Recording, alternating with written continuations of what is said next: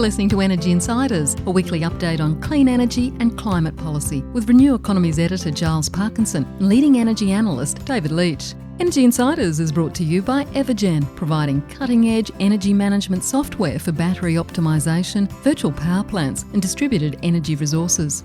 And Pylon, helping solar installers and retailers design high-resolution solar proposals in minutes.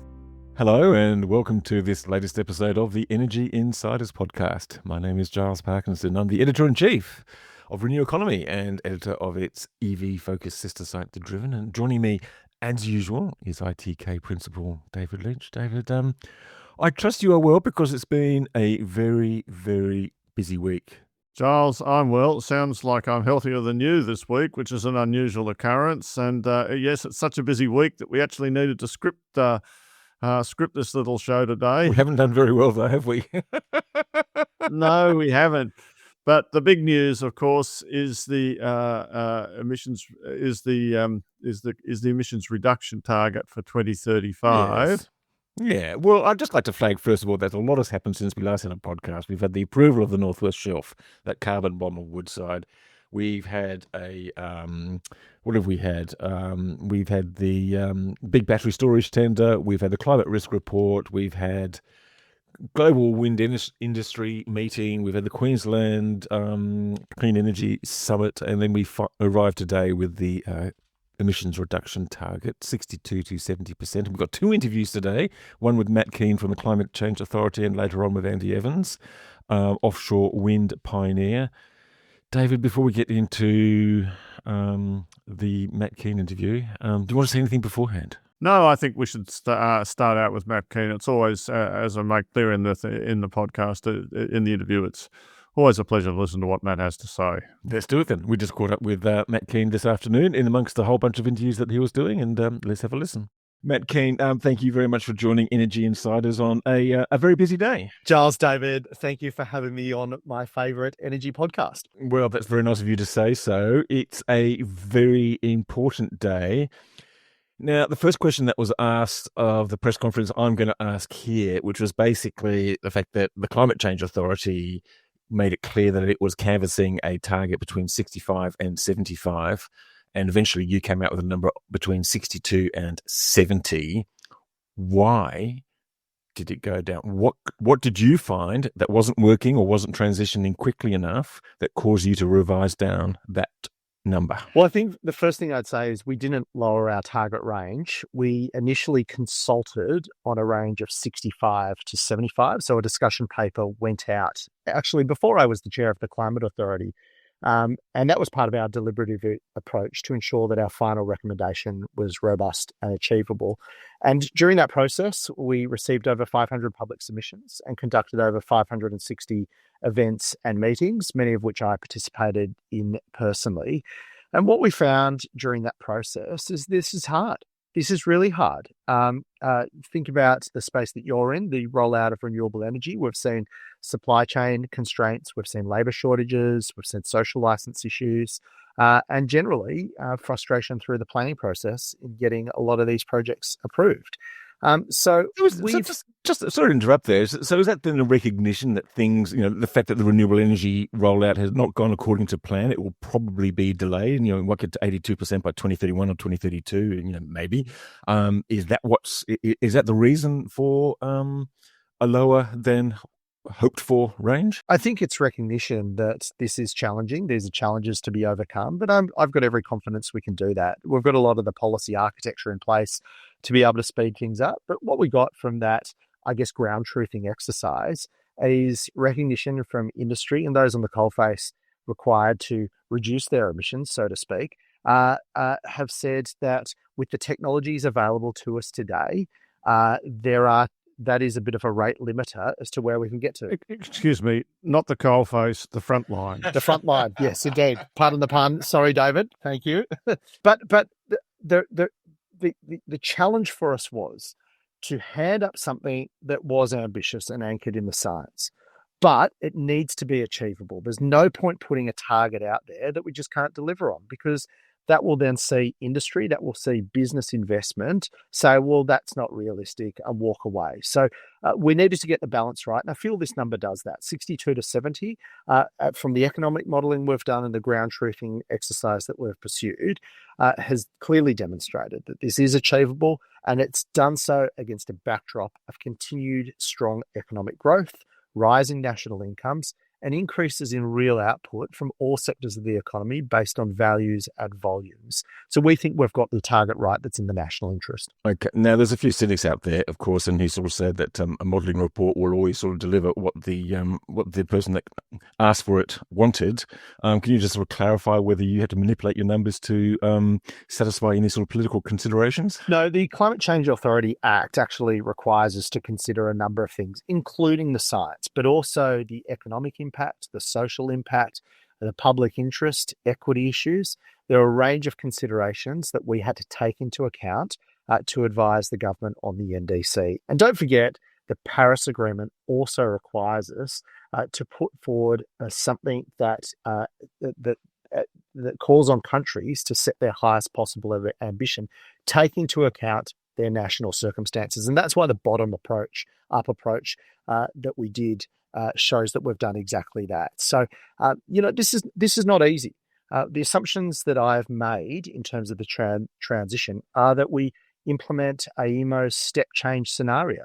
That will require about 84 gigawatts of new renewable capacity installed in the system in the next 10 years. It'll require about 5,000 kilometres of transmission lines being built. I mean, in the last 5 years, we've built 1,200 kilometres of transmission lines, so we have to double that and some to deliver just on the electricity and energy component. And we've put ambitious assumptions in the model around electric vehicles, around the safeguard mechanism, and also the amount of land that will be required to sequester carbon as well. So anyone that's suggesting this is not ambitious clearly is not being upfront with the Australian people. Well, it's good to see, and we're not on the video actually because that wasn't possible, but I think you're sitting in the front seat of an electric car at the moment, so thank you for doing your effort, your part on that one. After I just got off the Sydney Metro, and this is one thing, that part of some of the rate limiters on these things are building infrastructure like better public transport so that people can utilise them.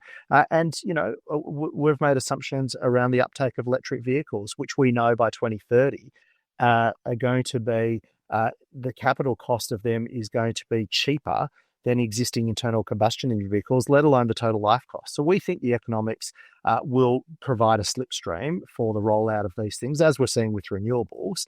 And we're making recommendations that we can get on with it. If we deploy it at scale, then we can hit and beat these very ambitious targets that we've put in place. And on that ambition, just the last question before I hand over to David, I was surprised to hear Chris Bowen say that he thought 70% was the absolute maximum that could be achieved. And I think you said that you thought we can do better, and probably for the science we need to do better. And there was plenty others, such as Fortescue and other people who thought that it should be a floor rather than a ceiling. What are you seeing that Chris Bowen is not? Well, the first thing I'd say is that we've put some flexibility. The reason we've recommended a range is to put some flexibility in there so that we can handle any challenges that are thrown at us. The other thing that I'd the point that I make to your listeners is that there is a technical and feasible pathway to achieve that range based on the technologies that we have available to us today. And we think that there will be surprises on the upside. Take, for example, the modelling of the CSIRO in 2015 on this topic. It didn't even have electric vehicles in the modelling. So there will be surprises on the upside. What we've done is ground truthed it based on the technologies that are available to us today. And what we also know is that rolling out those technologies, take, for example, renewable energy, we can also lower cost of living pressures for families and businesses, continue to grow our economy, drive investment, and create jobs. So these things are in the national interest. And one of the things that your listeners will be interested in is that work of the CSIRO. And that work has clearly established, clearly and undeniably, that Australia's clean energy transition is an economic growth opportunity, not a good drag. There is a path that will deliver benefits and savings, not costs. And that's been confirmed by our leading scientific body, the CSIRO, who have done the work. I personally, I've got two sayings for you, one religious and one from business. And the one from business, which I think successful business have, is under promise, over deliver.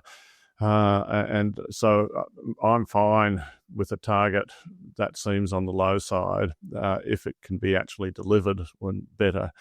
And the other one is from the religious side of things, which I think is, that the road to hell is paved with good intentions, which has been the case so far, that everyone's trying, but we haven't achieved as much as we might have.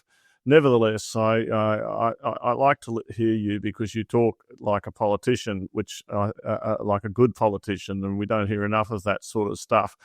I read in the newspapers that the Liberal Party speaks with one voice in shadow cabinet federally to reject this target. If you were running the Liberal Party federally these days, what would you be saying to the members? I'd be saying the same thing that I'm saying to the government and to the Australian public, and that is we should be making a target that protects our planet for future generations, but also one that continues to future-proof our industry, our economy, our way of life, and our planet as well. And we can do both. Clearly, what we've done here is a comprehensive and robust exercise that puts forward a target steeped in science, but that is absolutely achievable against a backdrop of continued economic growth. And Australia is a country that delivers on its promises. And I wanted to be able to stand up there at the press conference today and talk to your listeners and everyone else and say that this is in the national interest. And I'm confident that's exactly where we've landed. And you've seen the people on the extreme right and the extreme left coming out and opposing this. Well, that shows you this is exactly where it needs to be. And, I think I look forward to you and Minister Bowen and everyone else standing up in 3 years' time, executives at Jen Taylor's and at wind developers and solar developers, and saying, look, this is what we've actually done. This is the infrastructure that we've built, and the transmission companies, instead of saying this is what we're going to do and this is a good target. And we have come a long way. And I just want to stay on the politics, because I see in New South Wales that, there's been a continuity of policy. And I just wondered, federally again, if the National Party and the Federal Liberal Party worked more constructively, do you think we could actually get lower prices for consumers and get the job done better? Well, that's exactly what the Liberal and National Party that I was a part of in New South Wales did. We made decisions based on the evidence, the economics, and the science. And don't take my word for the benefits of this energy transition. Take the word of the Australian Energy Market Commission, who say that a coordinated renewables rollout between now and 2050 will see, on average, household bills fall by 20% per annum. Again, the problem is not too many renewables in the system when it comes to the increasing cost of energy. The problem is that there are not enough renewables in the system. We need to deploy more renewables in the system, because we know that is the most important thing that will lower household bills and protect us from global energy shocks like we saw with the recent Russian invasion of Ukraine, where wholesale prices went through the roof. I just couldn't agree more. The single thing that you ask yourself, why are prices in Victoria low relative to prices in other states? And it's because there's more supply than demand relatively. And that's you cannot close anything until you build new supply. And yet you've got the National Party absolutely bitterly opposed to building anything, as far as I can see. To me, it's the political, they're making life difficult for everyone. For what political end? Is it for the end of their voters, who have to pay higher electricity prices as a result? And lose the benefits of the regional development as well as the costs that come with it. Well, I can't speak for the National Party other than to say, when I was a member of Parliament, which I'm not anymore, I'm a recovering politician these days, David, but I worked closely with the National Party.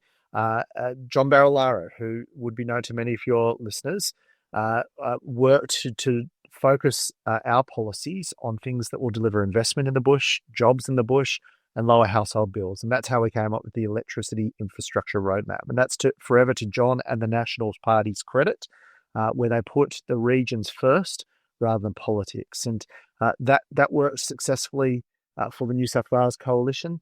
And it's great to see that the federal Labor government is embracing this target, which focuses on lowering household bills, growing our economy, and also protecting our planet from the dangers of global warming. And, what about the national security side of things? It seems to me that oil imports are a big kind of risk, and that other countries are going to be reducing their coal imports. I think China this year is down already.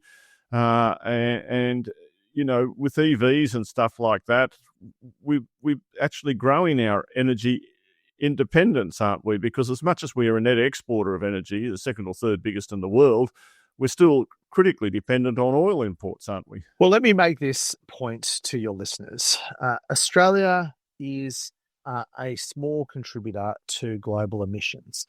We're also a small open market economy. We've relied on trade internationally to underwrite our prosperity for generations. And the reality is today that 84% of global GDP has committed to net zero emissions by 2050.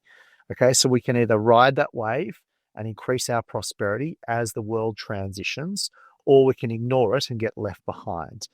The numbers that we've put in the table, backed in by the CSIRO's modelling, looking and taking full account of the global environmental context, show that this is clearly in our national interest. There is a net benefit to our economy and continued economic growth by implementing strong, ambitious targets that are achievable. And that's why we've recommended a range from 62% to 70%, because against that emissions backdrop is continued strong economic growth and increased outputs from every sector of the economy by volume and value, notwithstanding these emissions reduction cuts.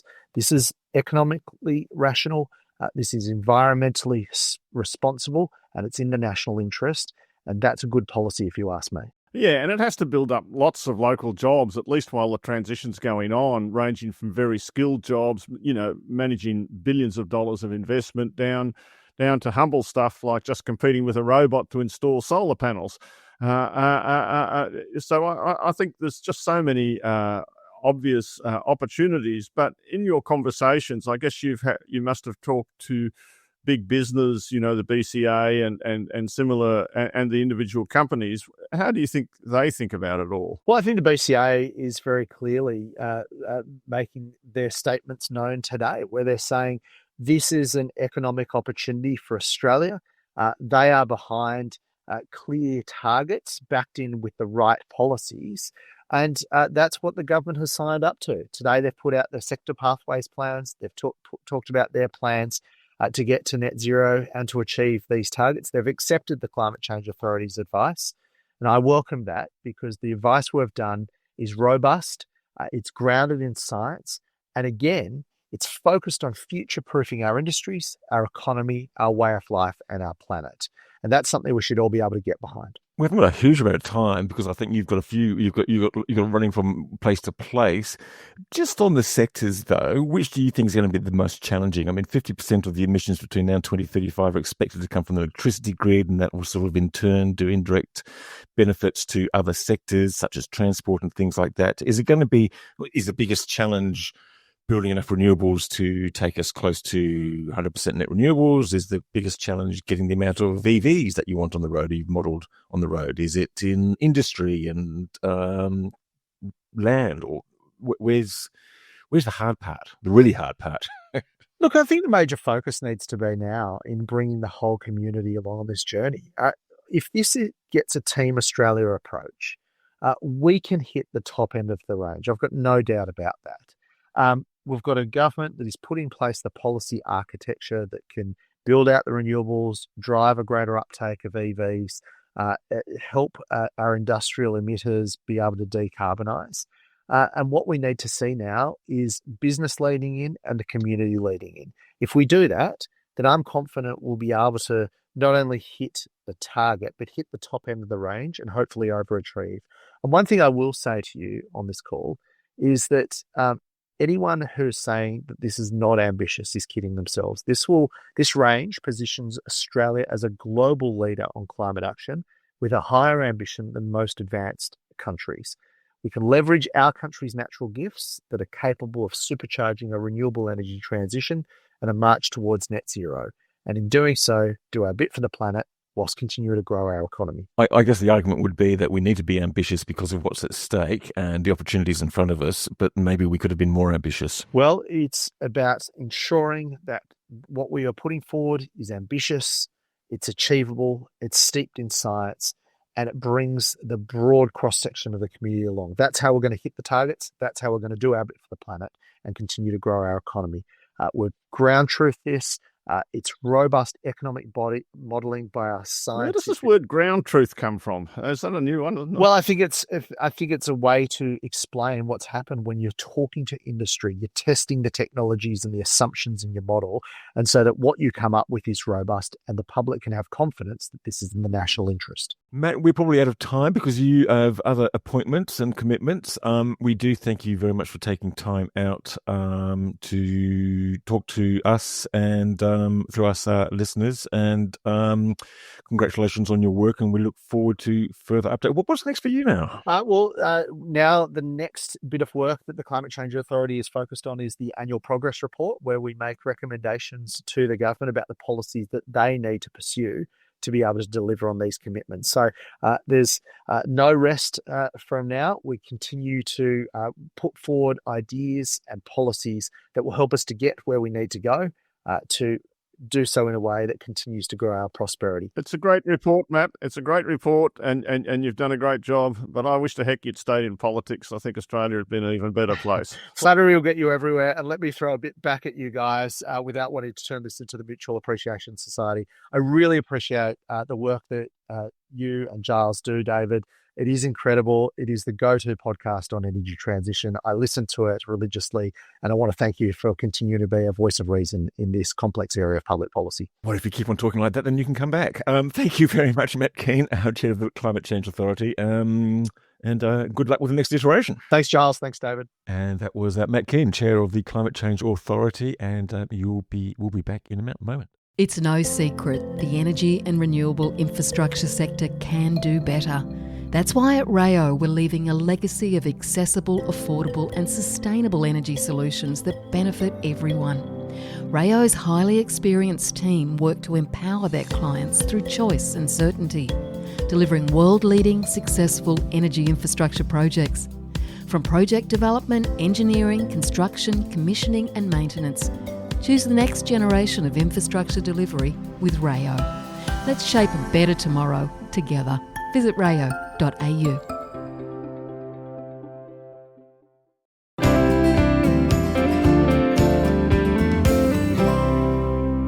You are listening to the Energy Insiders podcast with Giles Parkinson and David Leach. David, okay, what did you make of all of that then? I'd just like to preface something that I did get a text message from Energy Minister Chris Bowen during the week saying he was horrified and mortified at the very suggestion that he wasn't listening to all the podcasts. So you should stand corrected. I don't know whether you need to make a formal apology, but the target, was it good enough? The target. Look, I think it's achievement of the target that matters more than the target itself. It's the policy, it's achievement, it's the hard work. I think perhaps the most interesting thing that Matt said on that interview was bringing everyone along on the journey, that if we work as Australia, which we never can do, and we should never all be of one voice, we should have, there's plenty of room for alternative views, but basically, to the extent that we agree that it's in our interests to reduce carbon emissions, then we can achieve a lot. And it is more important. I do absolutely believe in the under-promising, over-achieving thing. I would far rather achieve a 60% target by 2035, which, let's face it, is about 9 or 10 years away, depending on how you count. It's not very long to do a hell of a lot. To get to 80% renewable electricity by 2030 seemed easier a couple of years ago than it does today. Targets, it's really, really hard work it's reshaping the whole economy. People who think you just flick a switch and wouldn't it be wonderful, and we need more ambition. This is ambitious. And it needs to be because, as I think I said in the end of the interview with Matt Kean, it needs to be because of the science and because of what's included in the climate report and the climate risk report. And because of the opposition. And because of the opposition, absolutely. Right? People fight you every step of the way. You're not just fighting the bloody climate and global warming. You're fighting vested interests and people who just don't, it seems to me sometimes, actually care or what's in it for the future generations, or believe that the risks to the future generations are vastly overstated. Or they don't care about the stewardship of the earth that we, the lucky generation, are entrusted with. Most true enough. Hey, just on some of the other reports, the clean capacity investment scheme, what was it? God, Charles, get it together. You can see I'm sick. 4 gigawatts, 16 gigawatt hours, 16 projects. Some of them are kind of already sort of under construction or about to be under construction and well advanced. This seems to be part of the capacity investment scheme that works. Well, because anything to do with batteries is working at the moment. Like you go to a wind conference, as we're going to hear, and there's a huge amount of talk about batteries these days, Solar batteries too. You ask Chris Bowen what's working, it'll be the home battery scheme, Success has many parents, and everything's going wonderfully there. So I think the batteries will be built and they're all going to be needed. And I think it takes if they are all built in the NEM, it will take the total up towards about, I guess, 16 gigawatts in total, maybe a little more. That's quite a lot considering average demand for power, even at the peak in Australia at the moment, is about 22 gigawatts. So leave lots of energy.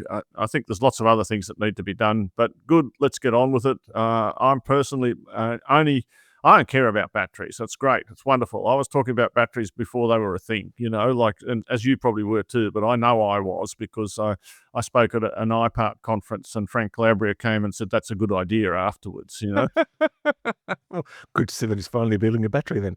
Yeah, that's right. But the real thing is that we need to get other bulk energy generation. I will never get sick of saying this. And that is the problem, yes. Wind particularly, because wind will operate in the evening peak. There is a price signal for stuff to operate during the evening peak and overnight. You cannot close the coal generators, no matter how badly they are running, until you've got replacement supply. When at the moment, when something goes out in Victoria, what happens? The Mortlake gas plant has to run, or some gas, and it's expensive and not the right outcome. We need lots more wind. And you've actually written a really interesting piece looking at electricity futures and the prices there, and you're suggesting that maybe the market's not thinking that Eraring and Yallourn are going to close as advertised. As hard as I work, Giles, I'm always hesitant. The more the more you know, the less confident you are of your answers, if I can put it that way. I'm not sure that what the message in those futures is, or whether. But at the moment, what you can say is that there's no signal in the futures that suggests that Eraring in particular will close. That's not to say that it won't close in 2027. It's just that you can't read any such signal in the futures. Talking of wind, offshore wind became a bit of a focus this week. We were expecting this month to hear the details of the first offshore wind auction in Victoria, which of course has a legislated target. I think, is it 2 gigawatts by 2032, 4 by 2035, 9 by 2040 or something like that? I might have got those numbers wrong, but it was delayed. Announced by Lily D'Ambrosio at the Global Wind Energy Conference in Melbourne. And we caught up with Andy Evans, wind pioneer, one of the founders of the Star of the South project, and all-round kind of media and events entrepreneur as well now. So anyway, let's have a listen to our conversation with Andy. Andy Evans, thank you very much for joining the Energy Insiders podcast. Well, look, in a very busy week, ranging from carbon bombshells approved in the Northwest Shelf to climate impact reports and finally the emissions reduction target, somehow you managed to fit in a wind conference, the Global Wind Energy Council, quite an important gig for the Asia Pacific. Was held in Melbourne this for 3 days, actually. What was the vibe? Look, it started a bit flat. Pardon the pun, but a bit of the wind was sucked out of the event the first morning with the Victorian State Energy Minister pushing back the much expected commencement of the CFD auction for offshore wind in Victoria to be reviewed. And this would have been the first auction, the long-awaited, very first auction for offshore wind in Australia. Yeah, absolutely, and it was long-awaited, Giles. I mean, there was legislation put in place in 2022, stating that these auctions would be occurring. So they had timelines of 2032 for first energisation, 2035, 2040. So to have delays to the auctions with no certainty on when they will occur, highly deflating, particularly for those developers like Star of the South. We've been going for 13 years and well and truly ready to go. So very deflating. I mean, Star of the South, and you were involved in that because you're one of the sort of the co-founders of that project, I think, and still are involved in it. That's probably the best bet for Victoria to even reach its first target, which I think is a couple of gigawatts by 2032. Yeah, correct, Giles. Look, it's the Trojan horse for the rest of the industry. I don't want to look. I'm still involved as one of the main shareholders, but really that project really needs to get up for the rest of the industry to progress. So we're lucky we've got very patient shareholders. Copenhagen Infrastructure Partners have been running the project for 8 years. Very committed and great partners. So I'm going to hand over to David very quickly, but I did get some sense that some people weren't too unhappy with the delay, mainly because if it went off half-assed, as it were, then it would cause even more damage to the industry. And considering what's probably happened in overseas offshore wind auctions, and also, to be frank, what's suspected to have happened in the first capacity investment scheme. In other words, projects coming in, bidding too low, promising something they can't quite deliver. Yeah, I mean, look, I fundamentally disagree with those, and I know the companies that are quite happy with it.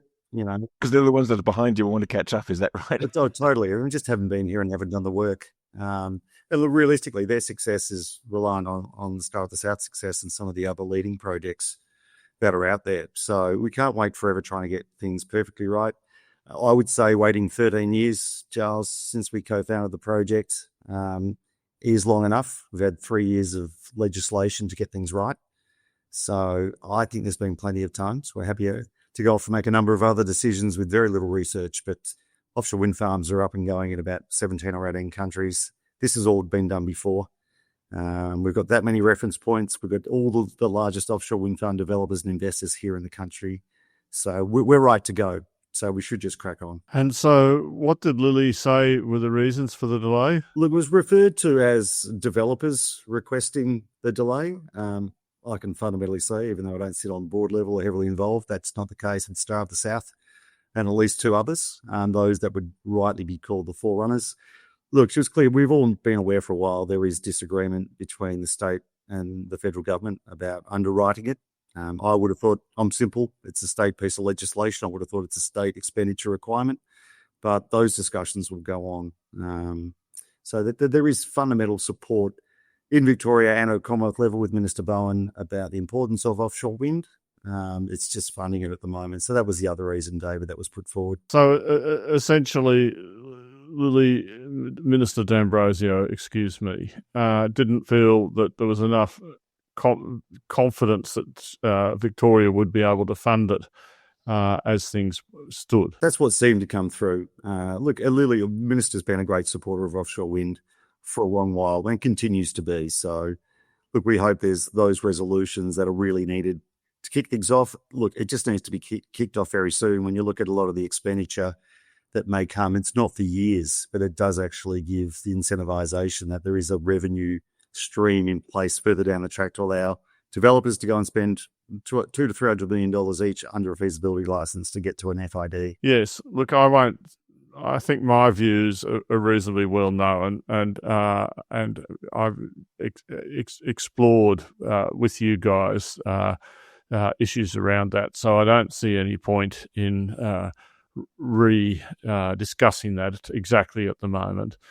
But I would, unless there's points that you want to make, because I'm sure you've listened to our discussion about the cost of offshore wind as compared to other alternatives. And for me, it's a very important point. I've always felt that offshore wind has a great role to play globally, but a lesser one in Australia. That's always been my point of view, and nothing's so far convinced me to change that. But unless there's some point that you want to make about that, there probably is. Let me just pause there. And I'll just say, a coalition government saw it fit 4 years ago to put this legislation in place. And I think everyone sort of understands these decisions with nation-changing projects aren't just based on LCOEs or other things. I mean, we're looking at jobs and investment for regional areas that are important. And when we look at the number or the scale of the size, a massive contributor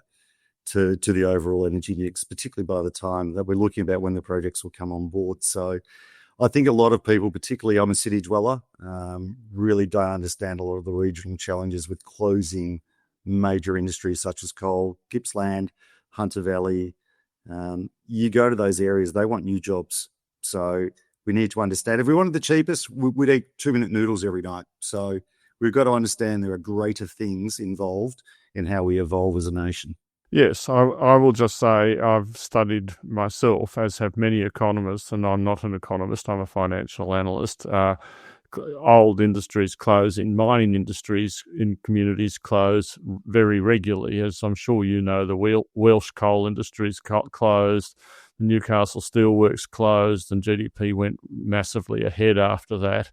The coal industry is largely closed in Virginia, and things happened.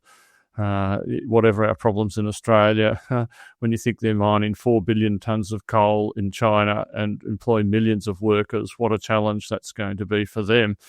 So I don't believe myself that the fact that an industry, I mean, even in Victoria in the Latrobe Valley, the Hazelwood power station closed, and my understanding is there's more people employed in Latrobe Valley overall now than there were before that it closed. But some people don't get new jobs. Some people leave. Some people retrain and stay in the area. I mean, that's the nature of life in a capitalist economy, which Australia still bears some vague resemblance to.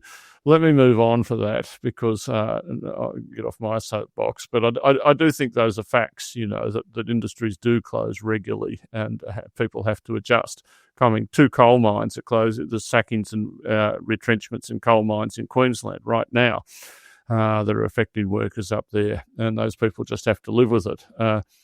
And deal with the consequences. But the conference itself wasn't just about offshore wind, was it? No, a lot of onshore, a lot of, obviously, the battery projects are really key, and have been obviously a much bigger talking point and part of the solution supporting the growth of wind energy. So there was a lot on batteries as well. A lot of regional, there's some great announcements from Vietnamese and Filipino ministers as well. So it was very regional as well, David, not just specifically related to Australia. Right. And so perhaps you could tell us a little bit more about what the vibe was about onshore wind. I mean, offshore wind's probably got a great role in Vietnam. I don't know. I know it. It's probably the industry that can rescue Japan if they'd only ever recognise it.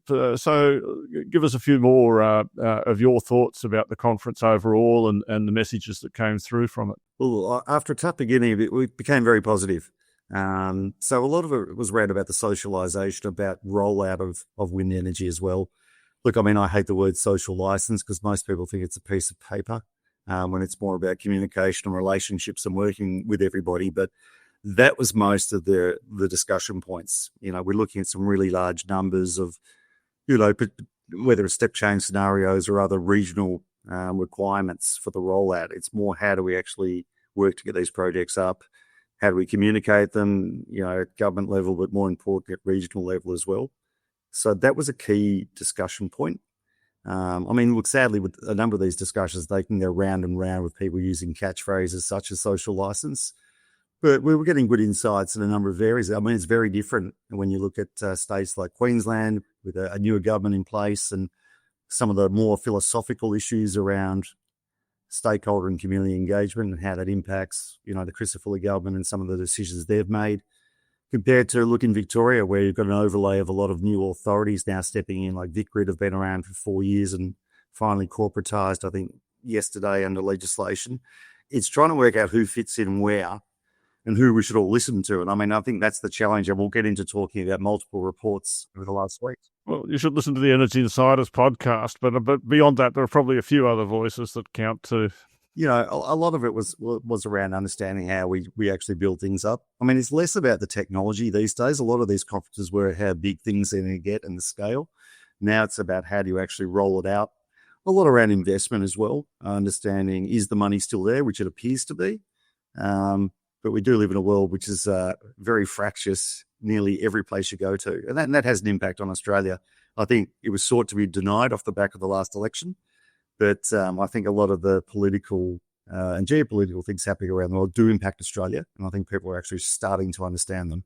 And so, you know, like just staying with Australia, but I am interested in the other countries and points that you want to make. I'm very interested. But how do you see from where you are what's going to happen in Victoria now the offshore wind has been delayed? I mean, there's a lot of talk about the closure of Yallourn in 2028, and it hasn't been running that well, just for every, you know, outputs going down. In fact, outputs going down from Loy Yang B as far as it goes, although it still operates incredibly efficiently. There must be a vibe about what's going to happen. Well, I don't think anyone's overly alarmist. I think that's one thing that's become a bit better the last few years. Less of the discussion points around wind and renewables is more about economically is obviously, and which is a strong point of yours, David. I mean, there is a lot of that economic argument about how the industry has to reshape itself. You know, certainly from a Victorian point of view, obviously there's less talk about current system. It's all, what's the new one going to look like? But I think there was a recognition on the offshore wind side of things that things do need to happen. I think most of the investors that are here are patient investors, but I think we're going to have to marry that up against reality to actually get things going. So what do we make of a couple of people have left? Some of them, it seemed to me, have been sort of smaller players or maybe big players with big voices, but never actually installed a single turbine anywhere in the world. And they're kind of sort of, you know, land grabbers or ocean grabbers, if I could say. But you lost Equinor, for instance, as a partner on the floating thing in New South Wales. So what do we make of all of that? Is Equinor's withdrawal because they've got issues elsewhere? Do we worry about the small players leaving, the rats and mice? Yeah, look, I mean, there weren't too many small players. I mean, Bluefloat was a newer entity that had gone around the world and won a lot of approvals. The industry probably hadn't shaped the way their PE owners expected it within their 3 to 5 year window that PE often operates in. I think a lot of the players that have exited have been more of that offshore oil and gas background who've gone back to their core business, which is still extremely profitable. So that's been a major thing. And look, I think one of the points we will get to, we're looking at the, you know, emissions reduction or the advice that's being adopted and the risk assessment is that, look, there fundamentally needs to be a lot more local investment because when we're looking at climate change and all the stuff we're going to be talking about, they're very personal and vested interests of Australians in Australia. One of the issues we have is that we don't have that high level of Australian investment coming in that we want to stay the course for the betterment of Australia. That's always been an issue. Look, you obviously don't get many Australian super funds, so some of the wealthiest in the world's actually directly investing here in Australia. So when we do get to the crunch of whether you want to be here, for a lot of internationals who we love and are great because they've seen the issues before that we haven't seen about transitioning, they're probably more inclined to look at things closer to home or more easily and closer to revenue. So that's a fundamental issue we've always had, but that's going to be one of the real hows that we have to deal with it when we're looking at, say, 2035 emissions reduction and how we get there. So if floating wind's probably not going to get up anytime soon? I think it's a challenge, Giles, unfortunately. It is a challenge. Look, I mean, the costs have, it's an early technology. So a lot of the costs are still going through their whole investigative phase. So I'm happy to be very open about that. It's a challenge. It's large infrastructure. Look, it was a great achievement here. Look, we were the first floating rights in the Southern Hemisphere ever in offshore wind. So there's only really 4 to 5 jurisdictions that have looked at it when you look at, Scotland, Norway, South Korea and California. So getting New South Wales on the map was great.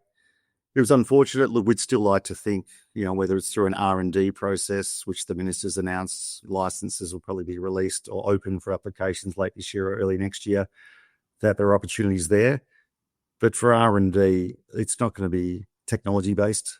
I mean, you've got all the technology leaders overseas. Why would they come to Australia to do it? I think there's some great opportunities about R&D around economic development and commercialisation for regions. But even with R&D licenses, I'm supportive of them, but I think it's still going to be a bit of a challenge to really progress floating in particular. We're probably going to wrap up pretty soon because we're actually doing a double barrel interview this week. Well, I'd just like to check for the onshore wind industry in Australia. Did you get a sense that there was a burst of investment and projects getting started soon? Because at the end of the day, that's the be-all and end-all. I'm happy to experiment with offshore wind, you know what I mean, but achieving our emissions reduction 82% by 2030 basically depends on getting stuff built so we can close old stuff. That's really very simple. Yeah, there's a lot of activity out there, David. You look at, there's a lot of even newer companies with CIP, with Voyager Renewables in particular, looking at building portfolios really quickly. A lot of them are still very much at the origination phase, but you've had a lot of companies out there for a long while. It's surprising how many onshore wind developers are actually out there progressing things. And a lot of them have been in the system for a long time and are still some of the best sites. And if we've just, of the offshore countries that you looked at, or the conference sort of, which one seemed the most promising to you as for wind investment? Well, I mean, certainly in Asia Pacific. I mean, some of the newer countries like Vietnam and the Philippines have been out there and on the radar for 5 years, but they're really pressing ahead with some targets and are keen to do it. They'll have their own challenges, obviously, with land-based infrastructure, given there's not the offshore infrastructure. And look, I think Vietnam, it's been well documented. It's really challenging. But Taiwan's got 4 operating offshore wind farms, and that's the frustrating point for me. It's great for Taiwan, but they only started their industry in 2017 and they had no offshore oil and gas. But they've got 4 operating offshore wind farms. South Korea is still there, still looking at floating a lot. Japan is progressing as well. They've had 3 or 4 rounds of auctions. So of the newer investables, it's more, I expect Vietnam and Philippines to really kick on a lot more in the next few years. Just finally, Andy, you're dabbling in a few other things now, film festivals and energy festivals. Yeah, look, I think maybe it's having a 16-year-old daughter, Giles, but look, I'm understanding about new ways of communicating with the next generation every day. How's that working out for you? Yeah, well, it's a challenge. It's a daily process. I mean, you might equate it to dealing with some governments as well. It sort of changes week to week. But yeah, look, I think we're just going to have a different way of communicating, particularly in renewables and the energy space. People source their information from varied spots these days, and it's whoever speaks the loudest and the longest gets heard, and that's not always the right message. So, as much as we invest in economics and software, in technology and experiments, I think Australia has a great opportunity to invest in social skills and social education. And understanding how to educate. Bring people along on the journey. I mean, one way to do it is Mao Zedong way, where you just put everyone in a square and yell at them through a megaphone, and the other way is to bring people, it's all the modern things and insights. I mean, it's a very skilled industry. I think people with engineering degrees simply don't understand the subtleties sometimes and the skills and attributes that part of the population brings. Yeah, absolutely. I look much like you. I just wish filmmaking, running festivals was outlook, and having media companies was cheaper and as glamorous as what everybody thought. But yeah, we do just need to communicate differently. Andy, we're going to wrap it up there because we're going to get ready for our next interview and on the emissions target. So look, thank you very much for joining us, and good luck, and hope we get that auction away sometime soon. Thanks, Charles. Thanks, David. And that was Andy Evans from, I guess you could say, from Star of the South and a whole bunch of other businesses. David, you're very sceptical about offshore wind. I'm not too sure what this means. Andy's obviously very frustrated with the fact that the auction got delayed. Others are sort of seem to be quite delighted because it gives them time to catch up. Yes, I'm not too sure what to make of it all. So it's not. I mean, offshore wind good. Economics cost of offshore wind a lot less good, and that's the problem. And so my question then is, I hope Victoria has worked out what it's going to do instead, because as we discussed a little bit in the podcast, Yallourn is still due to close in 2028. I don't think it's running quite as well as it would like to. It probably needs to close. So we need some more projects to get going in Victoria quickly, and yet we've seen delays in VNI West and Western Renewables Link, Yes, yeah. Well, the only thing that we're seeing actually sort of approved and getting built and construction starts is these solar batteries. Yep, and solar batteries, solar hybrids. One of the things that came out of that conference, we didn't really talk about it with Andy, was the sort of the expected PPA price. We heard it as well up in Queensland, around about $110, $120 a megawatt hour. That makes it pretty hard. I think that was the price I pretty much came up with when I looked at wind costs in this week. I don't think. Well, maybe they were quoting you then. No, I don't think so. I think it's where the data gets to, and I'm still hopeful that with again, if we do things well, there will be some scope to actually lower costs by just building things steadily, getting a learning rate going. And moving from one big wind project to another. But we've got to start with one big wind project. The trouble is, when you look at them, so many of them have got other issues. I mean, if you look at those ones in the Southwest Renewable Zone, they've in New South Wales, where the transmission will be available in 2027. None of the projects are actually going to be ready to connect to that in 2027. They've either got planning issues, like Yanco Delta has got to go back into planning. But in fact, most of the developers who've got them approval don't have enough money to actually build the things, so they've got to bring in a finance partner, and you've got to get the PPA, or even if they've got a CIS award, it's probably not quite enough. So, it's a frustrating piece of work trying to get $3 or $4 billion worth of construction going. And it certainly takes longer to get these big projects started than the smaller ones. So we just live in hope. And $110, $120. I mean, how many years ago was it when Origin Energy sort of revealed low 50s for Stockyard Hill? And the last time they actually started commissioned a project, which was so long ago we can't even remember. But how clever was the ACT government, though? I mean, they've locked in PPAs, non-inflationary, for as low as $60 for wind.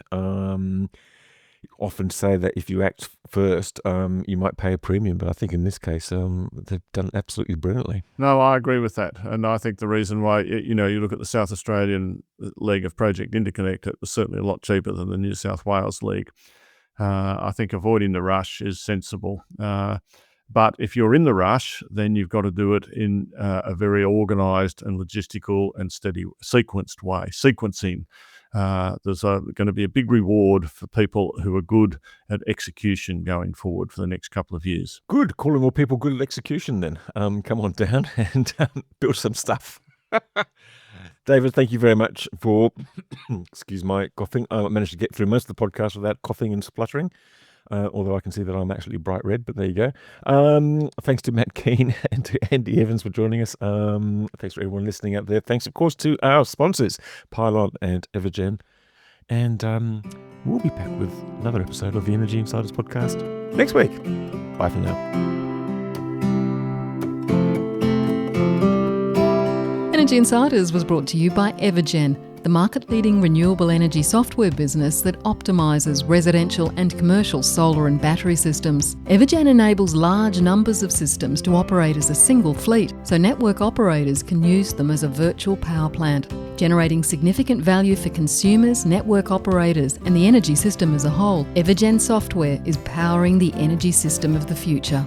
Energy Insiders was also brought to you by Pylon. Pylon provides easy-to-use solid design software for installers and retailers with pay-as-you-go pricing, no monthly cost and no lock-in contracts. Join Australia's top solar companies who trust Pylon to design high-resolution, CEC-ready solar proposals.